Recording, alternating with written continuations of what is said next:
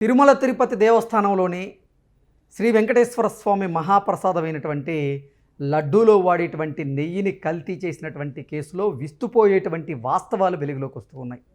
గత ప్రభుత్వ హయాంలో దాదాపు కొన్ని లక్షల కేజీల కల్తీ నెయ్యిని ఈ లడ్డూ తయారీ విధానంలో ఉపయోగించినట్లుగా కొన్ని వార్తలు వస్తున్నటువంటి నేపథ్యంలో ఎన్ని లక్షల కిలోల కల్తీ నెయ్యిని గత ప్రభుత్వ హయాంలో లడ్డూ తయారీకి ఉపయోగించారు, ఏం జరిగిందనేది మనం పూర్తి స్థాయిలో విశ్లేషణ చేసుకుందాం. ప్రస్తుతం మనతో పాటున్నారు ప్రముఖ రాజకీయ విశ్లేషకులు, ప్రముఖ సీనియర్ జర్నలిస్ట్ దుర్గా వడ్లమణి గారు. వారితో మాట్లాడదాం. దుర్గారు నమస్తే అండి.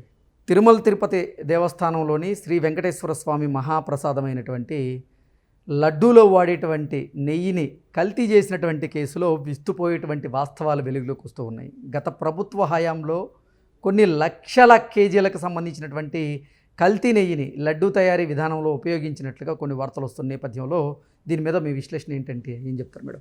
అంటే ముందు విశ్లేషణ తర్వాత అండి, ఇలాంటి కల్తీ నెయ్యితోటి లడ్డూలు తయారు చేసి ప్రజల మనోభావాలు దెబ్బతీసినందుకు, ప్రజల చేత తినిపించినందుకు వైసీపీకి సంబంధించిన జగన్మోహన్ రెడ్డిని, వైవి సుబ్బారెడ్డిని, అతను ఎవరు భూమన కరుణాకర్ రెడ్డిని, ధర్మారెడ్డిని ఏం చెయ్యాలి, ప్రజల్ని అడగాలి తీర్పు. మీకు సౌదీ అరేబియాలో లాగా అలాంటి తీర్పులు ఇవ్వాలా? అసలు వెంకటేశ్వర స్వామి ఊరుకుంటారా? ఎందుకంటే ఇది చిన్న విషయం కాదండి. మనకి తలుచుకుంటేనే కడుపులోంచి తిప్పేస్తుంది. ఎందుకంటే మనం ఎంతో ఇష్టంగా తినే ఒక శ్రీవారి లడ్డు అనేది ఈరోజు ఈ రకంగా వాళ్ళు 98.17 లక్షల కిలోల నెయ్యి, కల్తీ నెయ్యి వాడారు వాళ్ళు 5 సంవత్సరాల కాలంలో. ఈ భోలేబాబా డైరీ కావచ్చు, వైష్ణవి డైరీ కావచ్చు, మాల్గంగా డైరీ కావచ్చు, మొత్తం 4 డైరీలండి. 137 పాయింట్ ఎంతో అన్ని కోట్లు వాళ్ళు తినేశారు దీని ద్వారా. ఆశిష్ అగర్వాల్ అనే అతను ఈ భోలేబాబా ద్వారా దొంగ లెక్కలన్నీ తయారు చేసి, మీకు నిన్న కూడా మనం మాట్లాడుకున్నాం, మీకు గుర్తుంటే కనుక అయితే 4 కంటైనర్లు వాళ్ళు నెయ్యి ఇక్కడ ఆనంద్లో వాళ్ళు టెస్ట్ చేయించి ఆనందో మైసూర్లోనూ మనకు తెలియదు, టెస్ట్ చేయించి మేము మైసూర్ పంపించాము, టెస్ట్ చేసాం, వెనక్కి పంపించేసాం అన్నారు కదా. వెనక్కి పంపించినట్టే పంపించి వాళ్ళు మళ్ళా అంటే వైష్ణవి డైరీకి సంబంధించిన పంపించి భోలేబాబా ద్వారా మళ్ళీ అదే నెయ్యిని, అదే నెయ్యి అంటే నెయ్యి కాదు, పామ్ ఆయిల్ని వాళ్ళు మళ్ళీ లోపలికి పంపించారు. అంటే మీకు అర్థమైంది కదా, ఇదంతా కూడా ఒక కుట్రపూరితంగా వాళ్ళు చాలా పకడ్బందీగా చేశారు. మీరు చూసుకుంటే ఆశ్చర్యపోతారండి. అసలు మొత్తం ఇందాక మనం చెప్పుకున్నట్టుగా 68.17 లక్షల కిలోల కల్తీ నెయ్యి, తర్వాత 57.56 లక్షల కిలోల పామాయిలు, తర్వాత పామ్ కెర్నాయిల్ అండి, పామ్ స్టెరిన్, ఇలాంటి రసాయనాలు వినియోగించారట. అంటే మరి ప్రజలు ఏమైపోవాలి? ఒక కల్తీ మద్యానికి ఎలా స్పిరిట్ ఇష్టానికి వాడారో ఇక్కడ పామ్ కర్న్ అనేది వాడారు వీళ్ళు. పామ్ కెర్నాయిల్, పామ్ స్టెరిన్ ఏంటో మరి. సో వీళ్ళు ఏం చేశారంటే ఆనంద్లోని NDDB కాప్ నెయ్యిని మరోసారి ఏడాది మార్చి 27న వాళ్ళకి పంపిస్తే వాళ్ళు కల్తీని ధృవీకరించారట. మొత్తం కల్తీ నెయ్యిలో ఇందాక మనం చెప్పుకున్నట్టుగా 137.22 కోట్ల విలువైన 37.38 లక్షల కిలోల నెయ్యిని తిరుపతి జిల్లా పున్నబాకలోని శ్రీ వైష్ణవి డైరీ ద్వారా భోలేబాబా కంపెనీ పంపింది. మీకు అర్థమైందా? అంటే అక్కడి నుంచి ఇక్కడి వరకు ఒక పెద్ద రూట్ మ్యాప్ వేసుకుని వీళ్ళు ఇన్ని రకాలుగా చేశారు. అయితే ఈ రికార్డ్స్ అంతా ఇందాక నేను చెప్పినట్టు భోలేబాబా నకిలీ రికార్డ్స్ తయారు చేసినట్లు కూడా సిట్టు గుర్తించిందండి.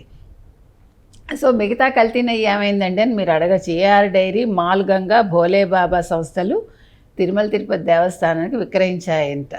సో మొత్తం కల్తీ నెయ్యి సరఫరా ద్వారా భోలేబాబా డైరీ డైరెక్టర్లు పామిల్ జైన్, విపిన్ జైన్ 251.53 కోట్లు వాళ్ళు కల్తీ ద్వారా సంపాదించారటండి. మరి వీళ్ళని ఏం చేయాలి సార్? 250 కోట్ల రూపాయలు కల్తీ నెయ్యి ద్వారా తర్వాత ఇంకా మీరు వినండి, అప్పుడే ఉంది. తర్వాత ఈ నెల 7న అరెస్ట్ అయిన ఢిల్లీకి చెందిన అజయ్ కుమార్ ఏం చెప్తున్నారంటే, అజయ్ కుమార్ సుగంధ్, పేరు కూడా చాలా బాగుంది, సుగంధం, కానీ కల్తీ నెయ్యి. రిమాండ్ రిపోర్ట్లో ఈ రకంగా ఉందిట. ఇతను నెయ్యి కల్తీకి అవసరమైన రసాయనాలను తర్వాత పొమిల్ విపంజైల్ డైరెక్టర్గా ఉన్న హర్ష్ ఫ్రెష్ ఫుడ్స్ అండి, పేరు బాగుంది కదా, అన్ని పేర్లు సూపర్గా ఉన్నాయి, ప్రైవేట్ లిమిటెడ్ హర్ష్ ట్రేడింగ్ కంపెనీలకు పంపారని విచారణలో వెల్లడైంది. తద్వారా ఈయనకి 7.94 కోట్లు ముట్టాయిటండి. సో మొత్తానికి ఏఆర్ డైరీ ద్వారా మీరు మొత్తం 4 ట్యాంకర్లు కల్తీ నెయ్యిని ఒకసారి వెనక్కి పంపగా, ఇందాక మనం చెప్పుకున్నట్టుగా భోలేబాబా రంగంలోకి దిగి వాటిని తిరిగి శ్రీ వైష్ణవి డైరీ పేరుతో సరఫరా చేయగా తిరుమల తిరుపతి దేవస్థానం వారిని అనుమతించింది అని రిమాండ్ రిపోర్ట్లో ఉంది. సో ఇప్పుడు ఈ కేసులో ఇద్దరు తిరుమల తిరుపతి దేవస్థానానికి చెందిన ఉద్యోగులు A9 A10గా ఉన్నారట. మరి ఇప్పుడు ఏం చేయమంటారు సార్ వీళ్ళందరినీ? ఏం చెయ్యాలి? ఇంతంత మంచి మంచి పేర్లు పెట్టుకుని ఫ్రెష్ ఫుడ్స్ ఒకళ్ళు పేరులోనే సుగంధాన్ని పెట్టుకుని దుర్గంధమైన పనులు చేసి కల్తీ నెయ్యి పేరుతో పామాయిలు అదేంటో మరి స్పిరిట్ కాదు, దాన్ని ఏమంటారు మీరు, ఒక రసాయనం. అంటే ఇప్పుడు ప్రజలకు ఏదైనా రోగాలు వచ్చుంటే దానికి కారణం వీళ్ళేగా. అంటే దేవుడి దగ్గర వీళ్ళు ఇలా చేయగలిగారంటే 251 కోట్లు వీళ్ళకి, 132 కోట్లు వాళ్ళకి వెళ్ళిందంటే మీకు జగన్మోహన్ రెడ్డికి ఎంత వెళ్ళింది, తర్వాత సుబ్బారెడ్డికి ఎంత వెళ్ళింది, భూమన కరుణాకర్ రెడ్డికి ఎంత వెళ్ళింది. మరి నిన్న కూడా అంబటి రాంబాబు మొన్నేమో భోజనం సూపర్గా ఉంది అని ఒక మీకు తెలిసి ఎక్స్లో పెడితే పోస్టు, నిన్న మళ్ళీ దాన్ని నేను అలా అనలేదు, నా మాటలు వక్రీకరించారంటూ మళ్ళీ కల్తీన ఈ విషయం తీసుకొచ్చాడు. ఇప్పుడు మాట్లాడమనండి ఇవాళ. ఇప్పుడు దీనికి ఎలాంటి చట్టాలు కావాలి? ఇన్ని సంవత్సరాలు ఇలా పొడిగిస్తూ ఈ కేసులు, దేవుడికి సంబంధించిన అంశాలు కూడా మీరు ఇన్ని సంవత్సరాలు పొడిగించాలా? 16 నెలలు అయింది ప్రభుత్వం వచ్చి. ప్రజలు ఏమంటున్నారంటే ఎక్కడికక్కడ టక్కా చేసేసి మీరు వెంటనే చర్యలు తీసుకునేలాగా ఉండాలి తప్ప, దేవుడికి సంబంధించిన అంశాలు ఏవైనా సరే, లేదా దేవుడితో ఆటలాడుకున్న వాళ్ళు ఎవరైనా సరే మీరు విచారణ అక్కర్లా, ప్రభుత్వమే నిర్ణయం తీసుకోవాలంతే. చాలా అన్యాయం అండి ఇది. ఇవాళ మరి వెంకటేశ్వర స్వామి ఆయన కళ్ళు తెరిచి వీళ్ళకి బుద్ధి చెప్పాలని మాత్రం మనం కోరుకుంటున్నాం. Okay, thank you.